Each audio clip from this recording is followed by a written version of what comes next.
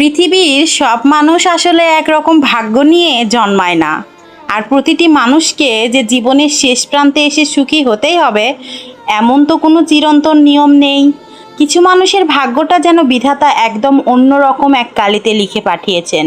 তারা সারা জীবন শুধু অবহেলা, একাকিত্ব আর এক বুক শূন্যতা নিয়েই বেঁচে থাকে।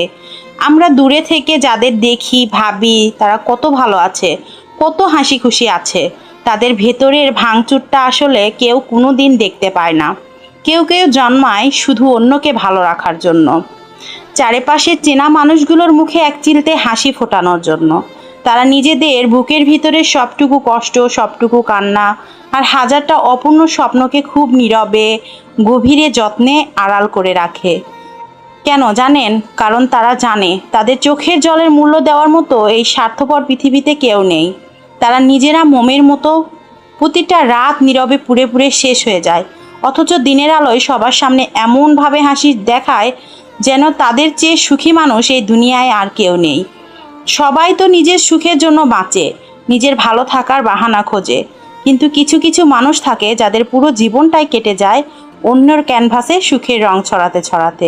দিন শেষে নিজের ক্যানভাসটা একদম রংহীন, ধূসর আর একাকী রয়ে যায়। আর তাদের রাতগুলো কাটে বালিশ ভিজিয়ে, আর সকালগুলো শুরু হয় এক নতুন মুখোশ পরে বেঁচে থাকার অভিনয় দিয়ে। কেউ এসে কোনো দিন জিজ্ঞেস করে না তুমি কেমন আছো, কিংবা কেউ এসে আলতো করে হাতটা ধরে বলে না অনেক তো হলো, এবার একটু নিজের জন্য বাঁচো। এই অবহেলা আর একাকিত্ব সইতে সইতে একসময় মনটা পাথর হয়ে যায়। তখন আর নতুন করে পাওয়ার কোনো আশা থাকে না, হারানোর কোনো ভয় থাকে না। জীবনের শেষ প্রান্তে এসে যখন তারা পিছনে ফিরে তাকায়, তখন শুধু একরাশ দীর্ঘশ্বাস, আর তাদের নিয়তি হয়তো এটাই তাদের জীবনের নির্মম সত্য।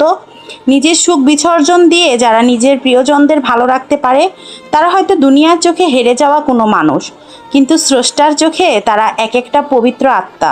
এই নিষ্ঠুর পৃথিবীতে নিঃস্বার্থ ভালোবাসার অস্তিত্ব যে এখনও টিকে আছে তা কেবল এই মানুষগুলোর আত্মত্যাগের কারণে। খালি তারা লুকাইতে চায়। সবাই যখন নতুন পোশাকের রঙে নিজেকে সাজাতে ব্যস্ত, সবার ঘরে যখন আনন্দের কোলাহল, তখন সেই মানুষটা ব্যস্ত তার বুকের ভিতর জমতে থাকা এক আকাশ সমান কষ্টকে আড়াল করতে। উৎসবের এই দিনটাতে সবাই আনন্দ দেখায়, আর সে দেখায় তার আনন্দের অভিনয়।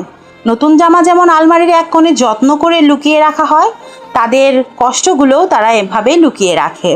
হাসি মুখের পিছনে যে কতটা একাকিত্ব আর কতটা শূন্যতা লুকিয়ে আছে তা বাইরের কেউ কোনো দিন টের পাবে না।